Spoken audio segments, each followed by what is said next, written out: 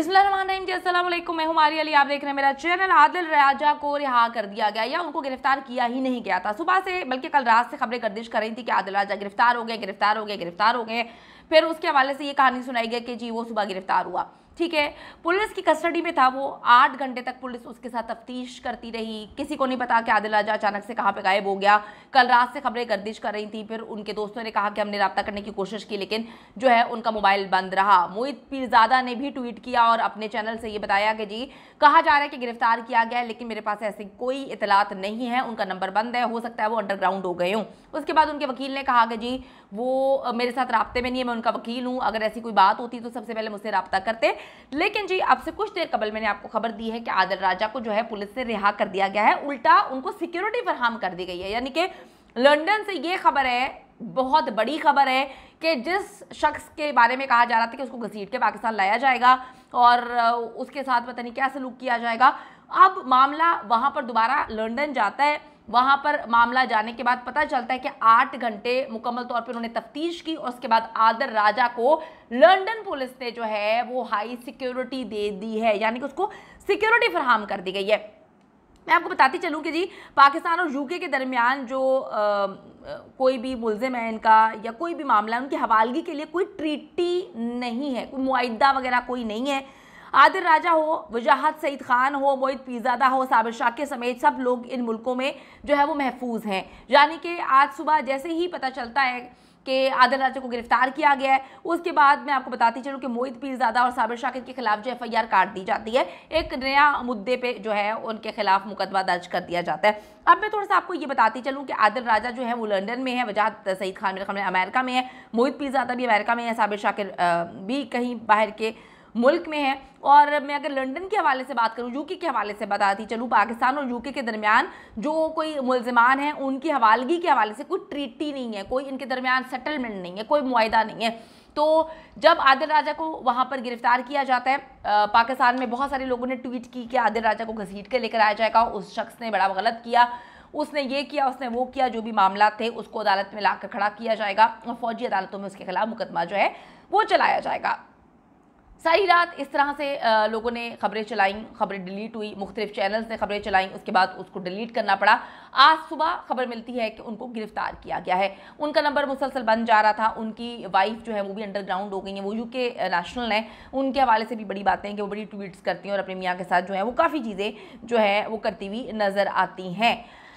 अच्छा जी, अब मामला ये होता है कि 8 घंटे मुकम्मल तौर पर पुलिस उनके पास उनको अपने पास रखती है, तफ्तीश की जाती है और आदिल राजा को जो है वो वहाँ पे बताते हैं कि जी मुझे तो मारने की धमकियाँ, मुझे तो कत्ल करने की धमकियाँ, मुझे तो मौत की धमकियाँ हैं, इस हवाले से उन्होंने बताया। उसके बाद उन्हें सिक्योरिटी जो है वो हाई अलर्ट सिक्योरिटी दे दी गई है, यानी कि बेहतरीन सिक्योरिटी उनको फराहम कर दी गई है इस वक्त लंदन में। थोड़ा सा मैं आपको बताती चलूँ कि लंदन में मुकीम पाकिस्तानी फ़ौज के ये एक्टिविस्ट, मतलब पहले ये फ़ौजी हुआ करते थे, अब तो ये फ़ौजी नहीं है, ये भाग गया था पिछले साल मेरे ख्याल में, और उसके बाद जो है ये लंदन में उस वक्त से मौजूद हैं। उसके बाद ये अपना यूट्यूब चैनल चला रहे हैं। कुछ अर्से पहले उनके यूट्यूब चैनल को बंद कर दिया गया था, उन्होंने काफ़ी शोर मचाया था कि मेरा यूट्यूब चैनल बंद कर दिया गया। उसके बाद उन्होंने एक नया यूट्यूब चैनल बनाया।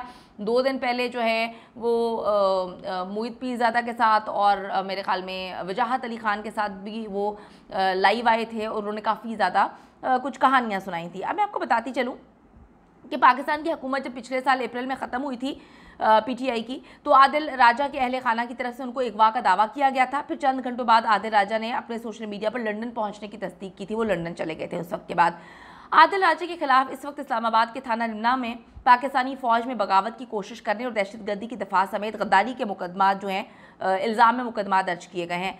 वो उस वक्त मशहूर हुए थे जब पाकिस्तान तहरीक इंसाफ, जब इमरान खान की हुकूमत ख़त्म हुई थी और उन्होंने इसका सारा इल्ज़ाम जो है वो पाकिस्तानी फ़ौज के कुछ अफसरान पर इस शख्स ने लगाया था और फिर एक शख्स ने इन पर केस भी किया था लंदन में। अब मैं आपको बताती चलूँ कि आदिल राजा वापस घर आ चुका है और उसको ना सिर्फ सिक्योरिटी फराहम की गई है, बल्कि उन्होंने ये भी कहानी सुनाई है कि उनको लाइफ थ्रेट है। अब मैं आपको ये बताती चलूँ कि आदिल राजा एग्जैक्टली है कौन। आदिल राजा जी पाकिस्तानी फ़ौज के साबिक मेजर हैं, जो अब से कई साल कबल इसने रिटायरमेंट ले ली थी। इसके वालिद भी पाकिस्तानी फ़ौज में कर्नल थे। रिटायरमेंट के बाद 2 साल सरकारी मुलाजमत की इन्होंने, और फिर मामला जो हैं वो सोशल मीडिया पर ही आ गए और इन्होंने जो है काफ़ी अजीबोगरीब किस्म की कहानियाँ सुनाई। इन ट्वीट्स को ज़्यादा शेयर किया जाने लगा, जिसके बाद गुज़िश्ता साल अप्रैल में इमरान खान की हुकूमत ख़त्म होने के बाद जो है इन्होंने कहा कि ये अगवा हो गए। उसके बाद ये लंदन चले गए थे। आदिल राजा की अहलिया सबीन कयानी जो है लगातार ट्वीट्स करती रहती हैं। उनकी गुमशुदगी का भी बताया उन्होंने उस वक्त, और चंद घंटे बाद आदिल राजा जो है वो लंदन में आ जाते हैं, यानी कि वो वहीं पर पहुँच गए थे। अब मैं आपको बताती चलूँ कि उन्होंने एक अपना इस शख्स ने अपना यूट्यूब चैनल बनाया जिस पर इसने पाकिस्तानी फ़ौज के खिलाफ शदीद तनकीद की है और पाकिस्तान में होने वाली सियासी तब्दीलियों के बारे में पाकिस्तानी फ़ौज के अफसरान के बाकायदा नाम लिए और इसने उनको जिम्मेदार ठहराया है। आदिल राजा अपने ज़राए को खामोश मुजाहिद का नाम देता है और इसका दावा है कि उन्हें तमाम तर मालूमात फ़ौज के अंदर मौजूद अफसरान ही देते हैं। आपको बताती चलूँ कि मेजर रिटायर्ड आदिल राजा के खिलाफ पाकिस्तान से जाने से पहले भी ज़मीनों से मुताल्लिक कुछ फ्रॉड केसेस थे, रावलपिंडी में दर्ज किए गए थे, जिस पर इस पर इल्ज़ाम लगाया गया था कि उन्होंने ज़मीनों की खरीदारी में करोड़ों का फ्रॉड किया है और उसके बाद जो है ये वहाँ से गायब हो गए थे। मैं आपको बताती चलूँ कि जी बड़े व्लॉग्स इन्होंने बनाए हैं। इस वक्त जी 10 जून को एक मुकदमा इस्लामाबाद के थाना रिमना में दर्ज किया गया है इसके खिलाफ, जिसमें आदिल राजा अमेरिका में मुकीम पाकिस्तानी सहाफ़ी शाहीन सहबानी है, अच्छा जी, उसके बाद सैयद हैदर रजा मेहदी और वजाहत सईद खान पर इल्ज़ाम लगाया है कि इन अफराद ने 9 मई के वाक़यात के लिए लोगों को उकसाया था, लोगों को प्रोवोक किया था और दहशतगर्दी की दफ़ात के तहत जो है मुकदमा दर्ज कर दिया गया है।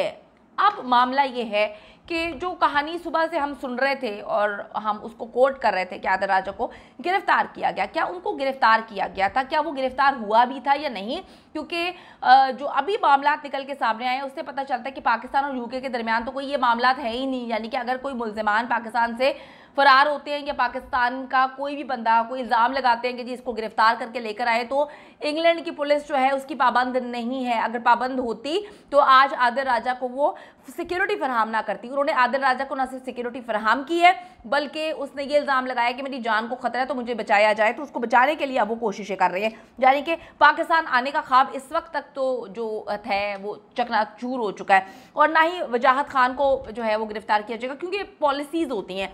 दूसरी तरफ जी अता तारड़, कौन उनको नहीं जानता जनाब, इतना अच्छा काम करते हैं, बोलते हैं तो ऐसे लगता है फूल मुंह से निकल रहे हैं, झड़ रही हैं। अता तारड़ को जी लेने के देने पड़ चुके हैं। 10 अरब रुपए का हर्जाना जो है ना हत्या की इज्जत का नोटिस भिजवा दिया गया है।